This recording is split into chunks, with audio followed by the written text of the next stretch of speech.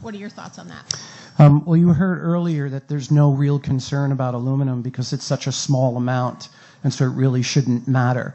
But the kind of aluminum that we put into vaccines is a different kind of aluminum that we see environmentally. This is called a nanoparticle, and nanoparticles bind really tightly to the bacteria antigens, the virus antigens, the food protein antigens, and any other contaminants that are in the vaccines that we may not know about. And we know that the biochemical properties of nanoparticles is that they are capable of entering the brain. And so we have not evaluated the safety of the aluminum nanoparticle and its injection and where it goes when it gets into the body and whether it gets into the brain. Do vaccine ingredients belong in the brain? No. Do they get into the brain? No one has ever studied it. But animal studies using the same chemicals that are in vaccines that we give to children directly demonstrate that the vaccine ingredients do enter the brain. We are ignoring this information. There are scientists in Europe who've actually done studies on the aluminum nanoparticle and have shown that it can persist in the brain for years and decades. And so what we're seeing is a large outbreak of neurodevelopmental disabilities in adults, including Alzheimer's. And one of the main factors that they're finding in the brains of people with Alzheimer's is the aluminum nanoparticle that's directly related to the vaccines that we're giving.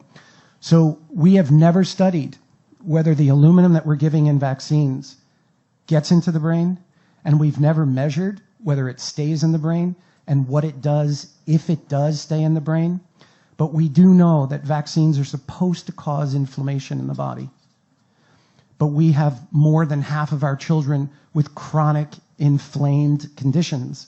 And we've never allowed ourselves to ask the question, if the vaccines cause inflammation acutely, do they continue to create inflammation chronically? We have 1 in 5 with neurodevelopmental disabilities, 1 in 10 with ADD and ADHD, 1 in 35 with autism, 1 in 11 with asthma, and 1 in 20 under the age of 5 with seizures.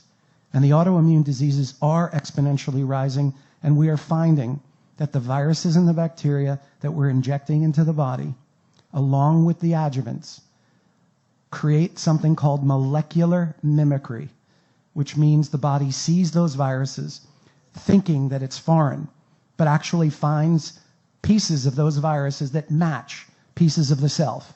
And the immune system doesn't differentiate between what it's been told to reject and itself. So it will turn the immune system on itself, leading to an autoimmune condition. We know this about hepatitis B, we know it about the Gardasil vaccine, and we know it about the flu vaccine. And we continue to say unequivocally that the vaccines have been studied effectively and that they're safe, and that's just not true.